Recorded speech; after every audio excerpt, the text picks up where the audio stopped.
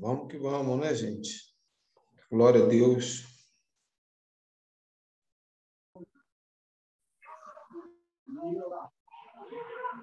Nós vamos entrar já na parte participativa aí.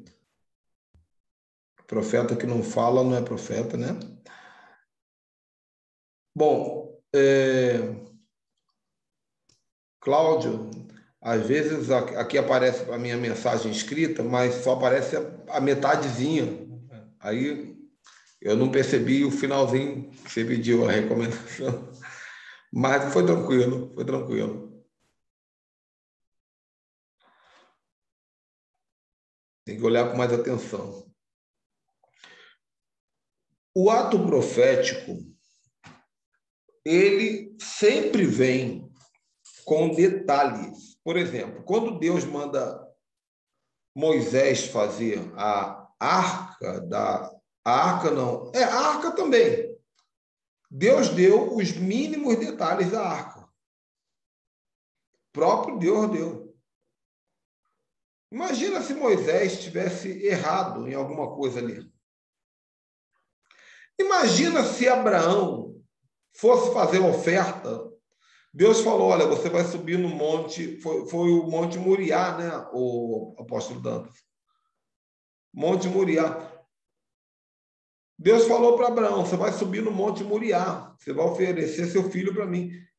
De madrugada, você acorda de madrugada e vai. Já pensou se Abraão fosse para outro monte? Já pensou se Cristo, ao invés de ir para o Calvário, tivesse ido para outro lugar? Ou se, ao invés de morrer na cruz, tivesse morrido de outra forma? Então, mesma coisa, quando Deus manda fazer o tabernáculo, Deus dá todos os detalhes, mas cada detalhe tem um significado, irmãos. Eu fiz uma matéria de seminário sobre o tabernáculo, é impressionante. Cada cor, cada peça do vestuário do sacerdote, tudo tem um propósito profético, apontando para Jesus. Então, o ato profético deve ser feito exatamente como foi entregue. Mano, se Deus mandar você plantar bananeira, você vai ter que plantar. Se Deus mandar você imitar macaco, você vai ter que imitar macaco. Ah, mas é que eu não gosto de imitar macaco. Ninguém perguntou se você gosta. Entendeu? Deus manda fazer, você faz. Deus manda fazer, você faz. Tem um texto que mostra a gravidade de você errar na obediência do ato profético. Esse texto está lá no texto de Ezequiel. Quando Ezequiel está preocupado, né? Aliás, Ezequiel não, estou falando o rei Ezequias, na verdade. O rei Ezequias está preocupado porque está vindo contra ele a invasão dos assírios, que era um exército muito poderoso. O reino do sul, o reino do norte já havia sido destruído pela Babilônia, e o reino do sul ainda estava permanecendo, mas agora os assírios estavam vindo contra o reino do sul, Judá e Benjamim, né? Que era o reino de Judá. E Ezequiel em pânico, falando, os caras estão vindo com força. E aí o profeta Eliseu vai até ele e fala para ele assim, vai até a janela e atira flechas. E declare flechas da vitória do nosso Deus. Atire flechas para o Oriente. E declare flecha da vitória do nosso Deus. E o profeta botou a mão sobre a mão dele, e ungiu a mão dele e ajudou ele. E ele lançou a primeira flecha da vitória do nosso Deus. Lançou a segunda, flecha da vitória do nosso Deus. Lançou a terceira, flecha da vitória do nosso Deus. E parou. E aí o profeta diz para ele assim, olha, se você tivesse feito mais algumas vezes, você ia vencer os assírios.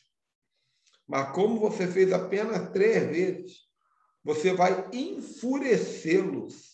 mas não vai vencê-los, e eles virão com mais força contra você.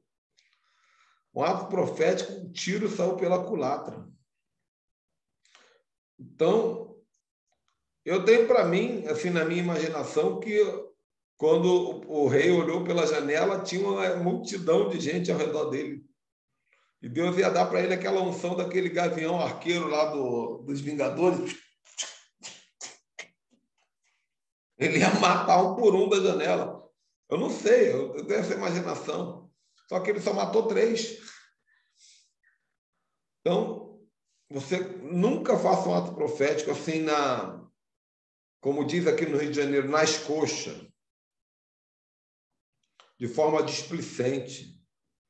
Se é para fazer, dê atenção aos detalhes, porque senão você pode entrar numa enrascada, tá bom? Então, assim nós terminamos aqui a nossa apostila de atos proféticos. Eu pulei um capítulo de um determinado assunto ali, mas aí vocês têm ela aí, vocês podem ler. E agora eu vou abrir para cada um de vocês e vou fazer uma rodada de perguntas, 2 rodadas de perguntas.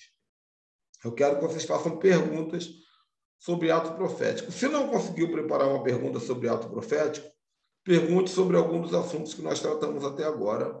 Eu vou começar conforme eu estou vendo aqui na tela. Primeiro o Cláudio, depois a Deise, depois o William, depois a Norma, depois a Ana, depois o Dantas, depois a Andréia, depois o Carlos e a Carla juntos.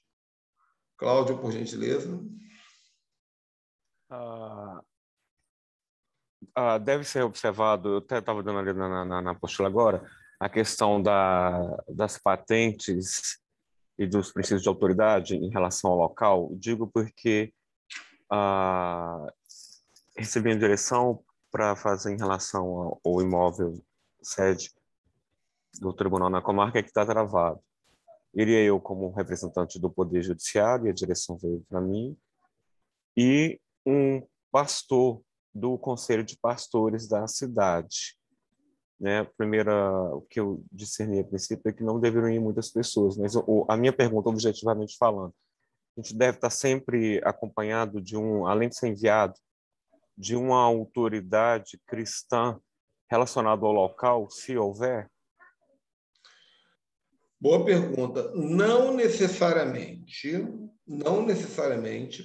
porém, existe uma coisa chamada equipe profética. A equipe profética, ela pode ser revelada.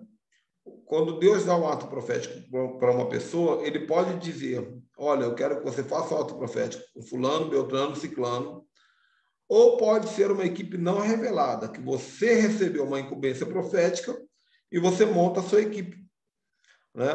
Agora, há uma inteligência espiritual em compreender que cada patente tem uma representação. Então, veja bem, você tem uma autoridade no monte do judiciário. Então, naturalmente, você já é uma chave para isso. Você tem uma unção para poder liberar decretos. Qualquer advogado, principalmente você que é um juiz, tem essa autoridade para liberar decretos dentro desse ambiente. Tendo um pastor do lado, se possível um profeta ou um apóstolo, o apóstolo, eu vou começar a escrever um livro amanhã, que eu vou falar sobre os 5 ministérios. O apóstolo ele é muito importante, porque o apóstolo ele consegue ser os 5 ministérios, porque ele toca nos outros 4, né? Então, o apóstolo ele consegue muitas vezes ser profeta, ele consegue ser evangelista, ele consegue ser pastor, ele consegue ser mestre. Então, na dúvida, que seja um apóstolo para poder fazer ato profético. Por isso que ato profético tem muito a ver com o mover apostólico profético, tá? Mas é relevante sim, assim, não é uma lei. Deus pode usar um pequenino para fazer um ato profético. Deus pode usar a faxineira do STF para poder ungir as cadeiras onde os homens vão sentar lá. Entendeu? Não necessariamente é a patente, mas a patente tem uma relevância no mundo espiritual, porque você sentou naquele monte, você conquistou aquele lugar. Então, você tem autoridade sobre aquele lugar. Ok? Deu para entender? Ajudou? Daisy, sua vez de perguntar. Abre o microfone, por favor. Eu posso anular com um ato profético um trabalho feito numa feitiçaria? Se for revelada? Eu sei que aconteceu por revelação de Deus. Eu posso fazer um ato profético para anular esse trabalho? Você pode fazer ato profético para qualquer coisa, desde que ele venha de Deus. E é de Deus, você pode fazer ato profético para virar o planeta do avesso, para acabar com o Covid. E com entendeu? Josué fez o sol parar. Não há limite. Posso usar como ato profético a própria palavra de Deus, que é a autoridade. Um texto revelado por Deus. Muito bom, muito bom.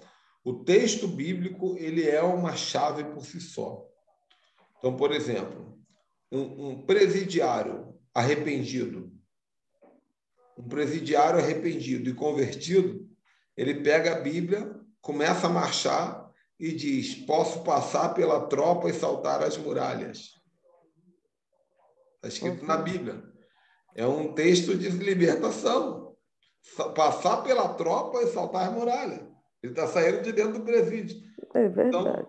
Então, ele não recebeu de Deus pela voz de Deus, mas ele recebeu de Deus pela própria palavra. Pela Bíblia.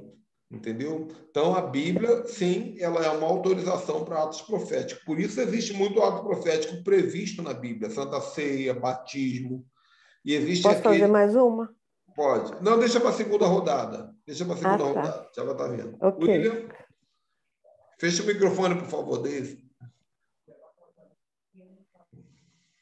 Bom, uma pergunta que eu fiz, que eu ia fazer, realmente está ali na apostila, né? Agora que eu li o final dela, que era justamente referente a como se preparar para não ser pego pelas retaliações, né? Se o senhor puder falar um pouco mais sobre isso, né? Eu faço autoprofético com algo que eu me proteja contra possíveis retaliações. Uma coisa que eu aprendi no início da pandemia, eu fiz cerca de 500 lives até agora, né? Talvez um pouco mais. Eu percebi que nas minhas primeiras 40 lives eu apanhei um bocado. E, inclusive, isso aqui fica assim, de certa forma, entre nós. Alguns que entraram para fazer live comigo entraram de má fé. Entraram para roubar meu público.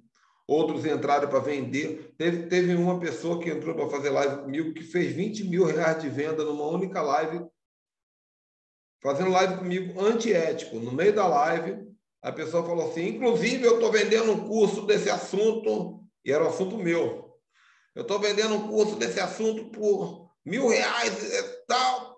E depois, mais de 20 pessoas me chamaram para falar: comprei o curso, estou muito feliz, comprei o curso. O homem fez mais de R$20 mil que eu podia ter vendido esse curso. E aí eu conversei com uma apóstola lá dos Estados Unidos, amiga minha, e ela falou assim: você tem que entrar na live com a armadura. Né? Você tem que entrar. Esses homens, eles entram todo armados na live. Por isso que eles saqueiam você e você é saqueado. Então, você, para entrar numa live, você tem que vestir uma armadura, você tem que chamar os anjos para estar com você, e você tem que entrar na live protegido pelos anjos, junto com a armadura, com o espírito da revelação. Não se trata apenas de abrir a live e transferir conhecimento. Nós estamos aqui numa atmosfera de unção, de guerra. A gente não sabe o que está acontecendo nos bastidores. Às vezes eu convido alguém que é famoso, mas eu não sei qual é a intenção dela.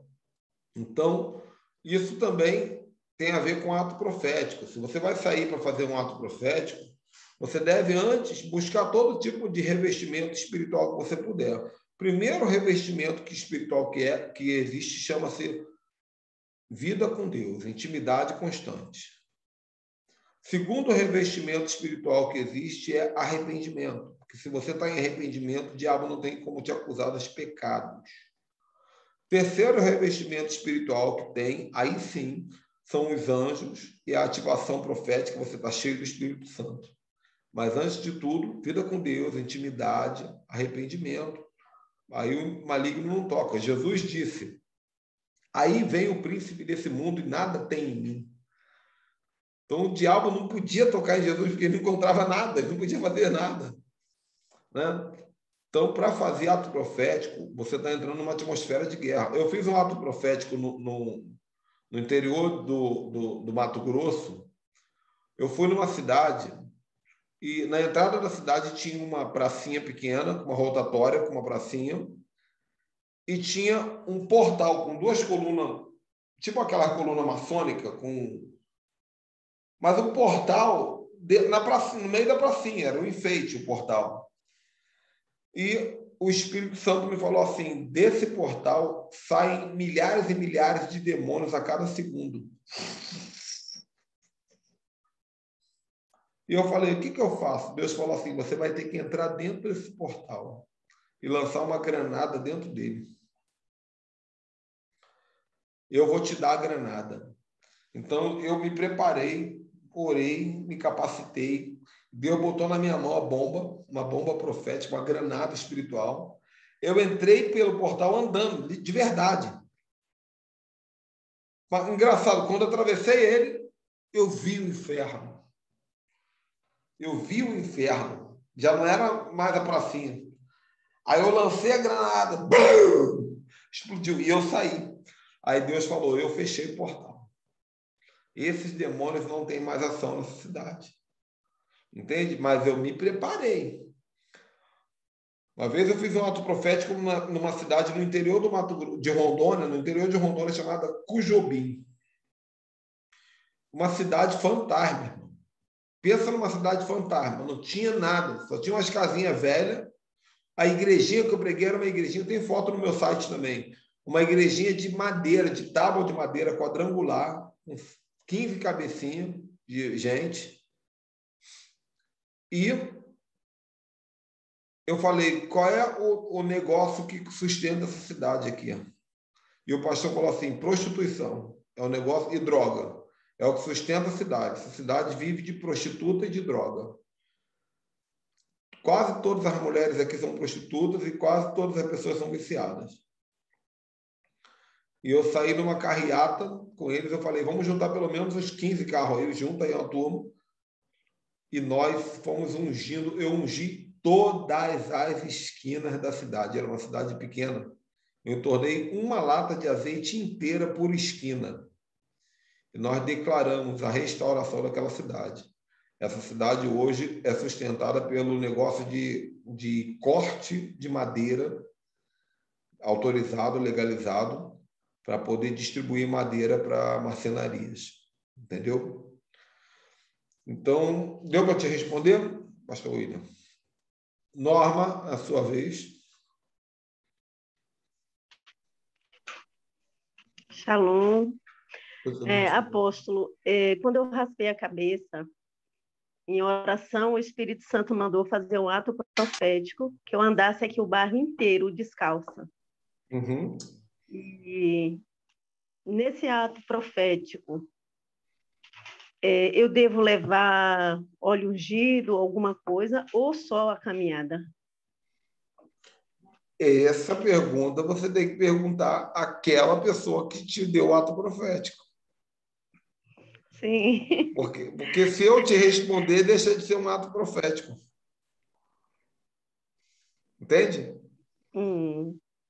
Nós temos, é o que eu falei na live que vocês não assistiram ainda há pouco, sobre ouvir a voz de Deus. Tem que falar: Deus, o Senhor mandou andar descalço, sim, mas é para levar alguma coisa? E ele vai dizer. Entende? Tem que perguntar. Nós temos que aprender a perguntar a Deus, conversar com Deus. Isso. Aqui na quadra que eu moro, no bairro, estava muito barulhento e confusão todos os dias, que o povo bebe muito, som alto. E aí, um dia na madrugada, eu acordei e o Espírito Santo mandou fazer um ato profético, aqui dentro de casa mesmo, tipo assim, o Espírito Santo me colocando espadas. E eu comecei a guerrear, como se eu estivesse cortando laços. E do dia que eu fiz isso, aqui está um silêncio, parou as brigas, parou o som alto, parou a bebedeira, está uma paz. É isso aí. É isso aí. Se obedecer ato profético é algo muito poderoso, gente. Vocês vão ver. Eu acho o ato profético mais poderoso do que a própria profecia. Eu, pessoalmente, tenho muita experiência com isso. Bispo Ana, sua vez. Shalom a todos. Apóstolo, acho que já foi respondida a minha pergunta. É a seguinte, não é uma pergunta, uma orientação. Como o senhor falou, que o ato profético vem de Deus, né? E eu moro aqui na minha rua, tem 3 terreiros, e eu sinto de fazer alguma coisa, mas Deus não me revelou nada ainda. Então, eu tenho que orar pedindo para Deus que me revele um ato profético nesse sentido. Exatamente. Exatamente. Tá. Tem que orar. Deus, ele dá. Se ele não der, não é para fazer. Entende? A não ser que Deus dê o ato profético para uma outra pessoa e essa pessoa te chame para fazer junto com ela na equipe dela. Mas, se não, nada feito. A gente não pode entrar em guerra que não foi chamado. Sim. Amém? Dantas.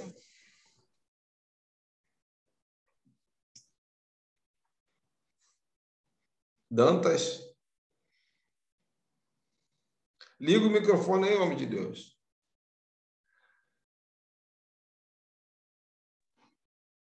Ok, tá me ouvindo agora? Yes, yes.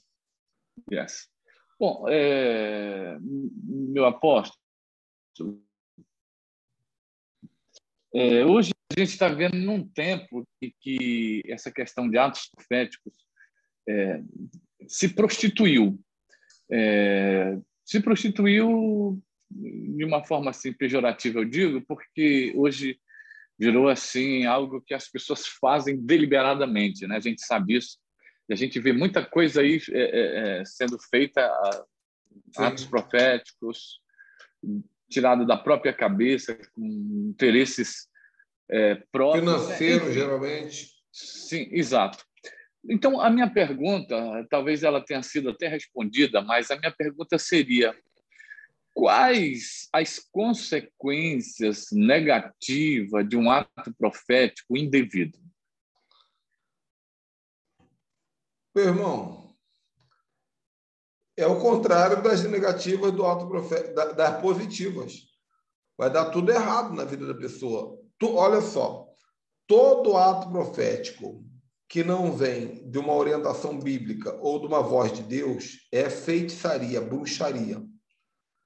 Então, isso que você vê nas igrejas aí, que esses amuletos, esses patuás, pastel frito no óleo de Israel, entendeu? Água santa de Jericó, sei lá de quê, entendeu? Esse negócio aí é bruxaria, é magia. Por quê? Porque se não foi Deus que falou, foi o diabo que falou. Ah, mas foi o coração do homem. Não, foi o diabo. O diabo falou através do coração do homem. Entendeu? Se todo poder que não vem de Deus vem do diabo. Entendeu? Todo movimento espiritual que não vem da voz divina vem de uma outra voz.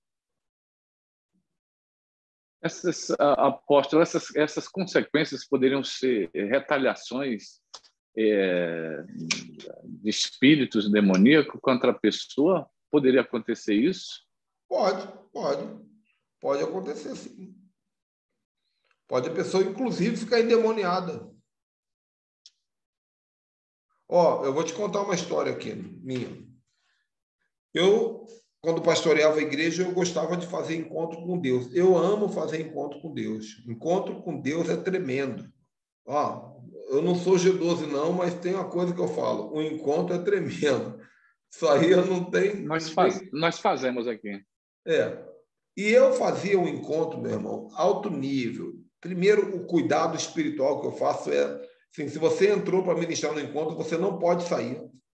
Se sair, não volta. Ninguém pode chegar atrasado no encontro, nem palestrante, porque traz demônio da rua. Ninguém pode ir ali rapidinho. Nós temos equipe de intercessão forte. É uma coisa séria. E mesmo assim, eu gosto de fazer os teatros, né? Na palestra de libertação, na palestra naquela de domingo de manhã, que é a palestra de obra da carne, fruto do espírito. Então, Eu não expulso o demônio na palestra de libertação do sábado, não, porque o diabo já sabe o que eu vou falar. Eu dou uma aula de libertação, oro, mas não manifesta demônio nenhum. Aí eu deixo para domingo de manhã, quando o pessoal já participou da palestra de oração. Aí eu vou falar de obra da carne, fruto do Espírito, está todo mundo pensando que está liberto. Aí eu faço um teatro pesado do fardo e manifesta demônio em todo mundo, sabe? No final do encontro, pega de surpresa. Só que nesse dia que eu fiz, eu lembro que o meu pessoal fez o teatro e eles saíram da sala de encontro. E enquanto o palestrante estava fazendo a libertação, a minha turma, meus meninos, ficaram tudo endemoniados. Aí depois eu sentei com eles e perguntei: por que vocês estavam ficando endemoniados? Eu fui descobrindo, estava cheio de pecado, cheio de erro. Então eles entraram para fazer o teatro. O teatro é um ato profético. O teatro de encontro é ato profético.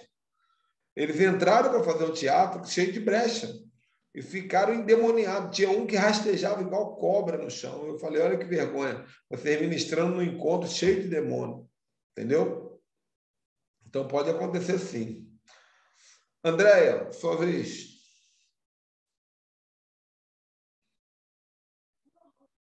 Shalom, apóstolo. Quando eu saí do Prophetic Day, eu saí e no caminho, né, vindo para São Paulo, na rodoviária, né, eu fui ao banheiro naquela onde ali, logo na entrada tinha uma moça e eu quero fazer uma pergunta porque onde eu passei eu não tinha conhecimento sobre ato profético.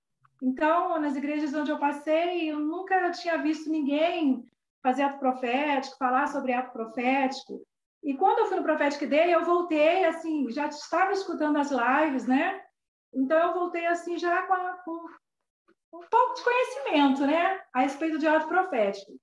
E quando eu encontrei essa pessoa, era uma moça, e eu estava cheia de Deus, eu queria falar de Deus para todo mundo. E ela estava assim ali parada, e quando eu entrei, ela me chamou muita atenção, porque ela veio a mim e me pediu uma moeda.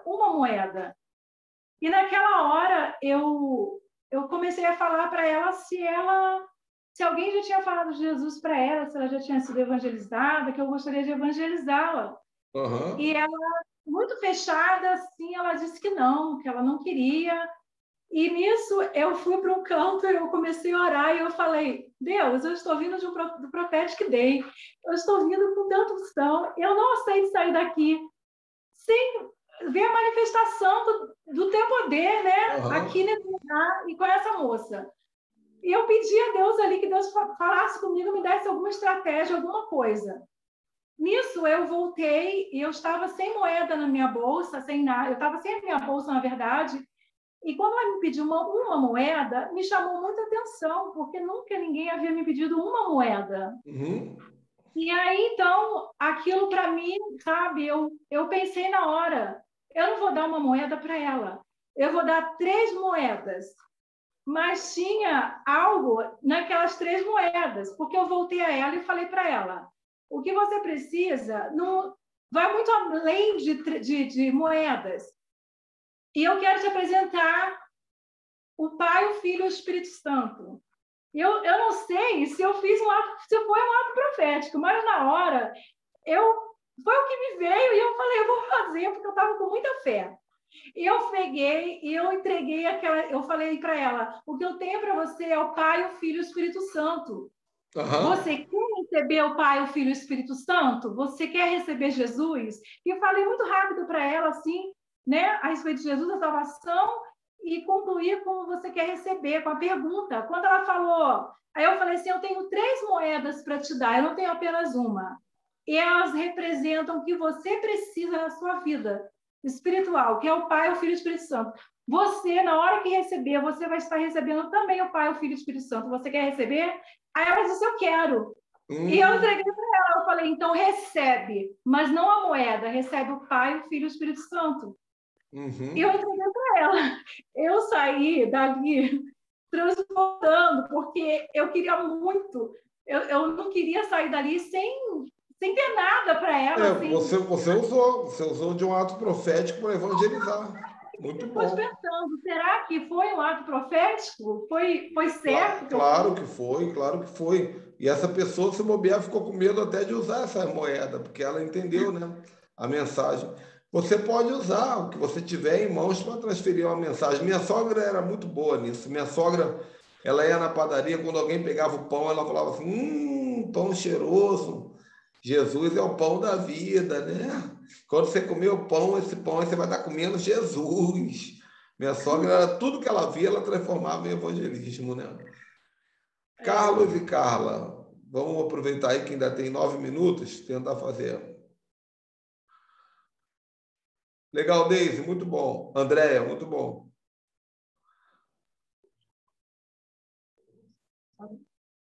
Apóstolo, eu tenho 2 perguntas. Mande. Uma é a telecinese. Quem que na Bíblia usou esse dom? Um exemplo atual do século XXI de uma pessoa que é ativada nesse dom. Essa é a primeira pergunta. Eu não lembro qual é a telecinese, cara. São tantas coisas na minha cabeça. Mover objetos com comandos mentais. Olha só. Nós não vemos isso ainda na igreja. Eu nunca vi, né? Isso ainda está na mão do diabo. Lembra quando eu falei sobre a serpente de Moisés tomando as serpentes do Egito? Então, nós temos que resgatar isso. Mas existe hoje na feitiçaria e na magia, isso existe, é normal. Eles usam para mover garfo, para entortar colher, né? Para mover... Você vê isso naquele filme Ghost, quando o fantasma ele ensina o Patrick Swayze a mover a moedinha no chão do trem com o poder da mente, né? Então, a telecinese existe, isso é normal. Você vê isso, por exemplo, naqueles jogos do copo se movendo, né? A fé da pessoa faz o copo se mover, mas quem está usando aquela fé é um demônio. E aí o copo se move de acordo com a mensagem que o demônio quer dar. Mas, de fato, eu ainda não vi na igreja alguém usando desse poder. Esse poder existe, um poder legítimo, Deus que criou, mas nós ainda não resgatamos. Podemos resgatar. Fica a dica aí. A outra pergunta é, na intercessão profética, muitas vezes é gerado uma direção de conquista de cidades. E algumas dessas igrejas, elas têm intercessões que estão sobre alinhamentos pastorais.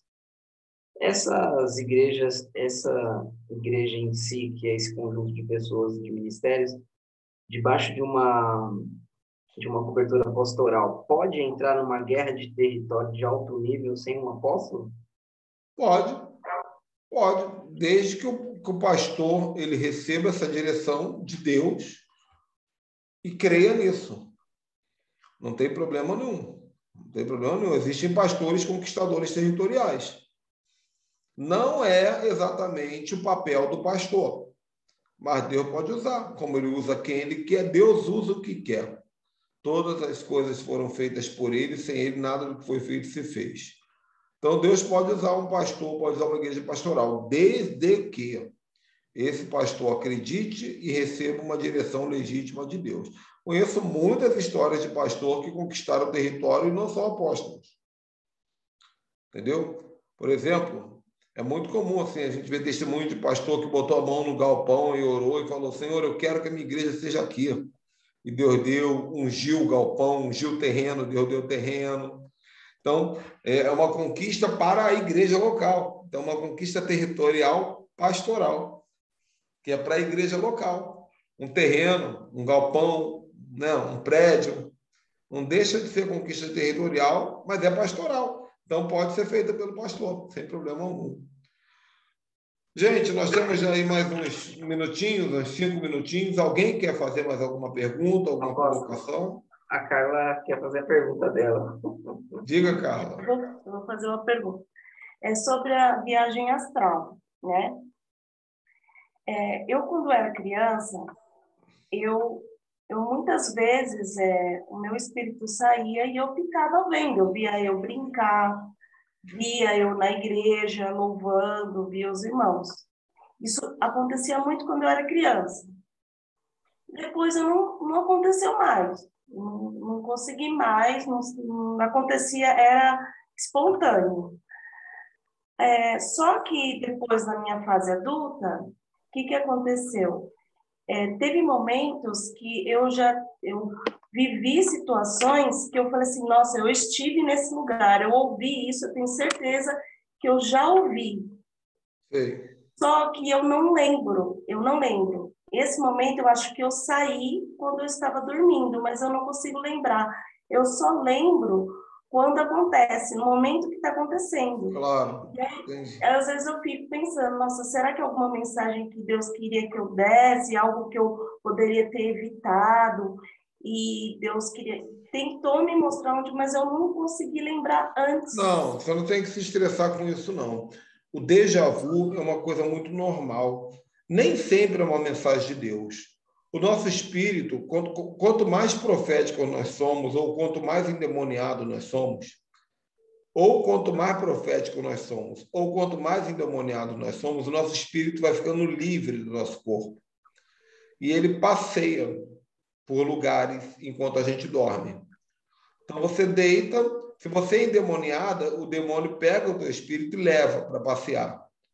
Se você é uma pessoa cristã, profeta, que busca espiritualista, né? O que é um espiritualista? É uma pessoa cristã que gosta das coisas sobrenaturais, que busca o sobrenatural. Então, esse é o espiritualista. Se você é um espiritualista, isso vai acontecer muitas vezes por um anjo que vai te levar por um propósito, ou simplesmente por um descolamento espiritual. Ou seja, o seu espírito simplesmente sai do seu corpo e sai voando aí. Sai voando.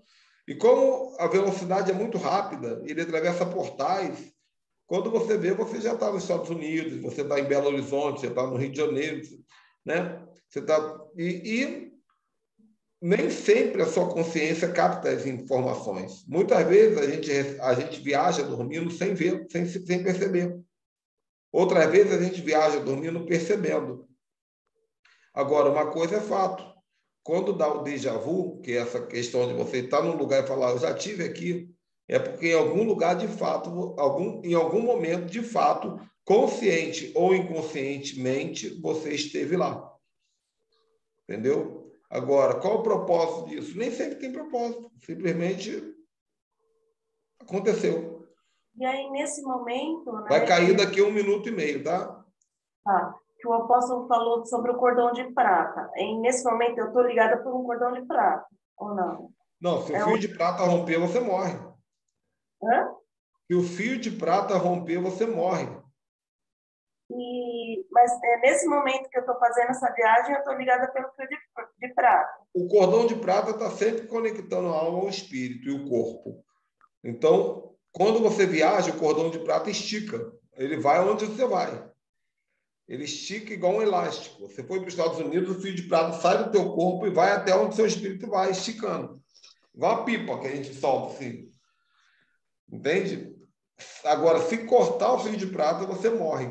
Me lembra na aula que vem para eu dar uma aula de fio de prata para vocês, que é muito interessante o texto de Eclesiastes falando sobre fio de prata, o corpo, alma e espírito. Isso é muito bom, é muito importante saber. Tá legal, Carlos? O inimigo que corta, Não, porque aí o Senhor vai colocar um anjo ali para proteger.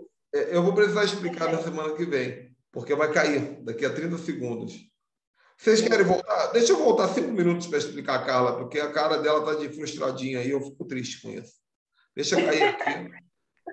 Ela fez uma carinha de frustradinha, tipo, ele vai me deixar na mão. É porque essas respostas que eu sempre busquei, né? Tá, deixa cair, eu volto com essa parte. Só para finalizar. Volta todo mundo, por favor, tá?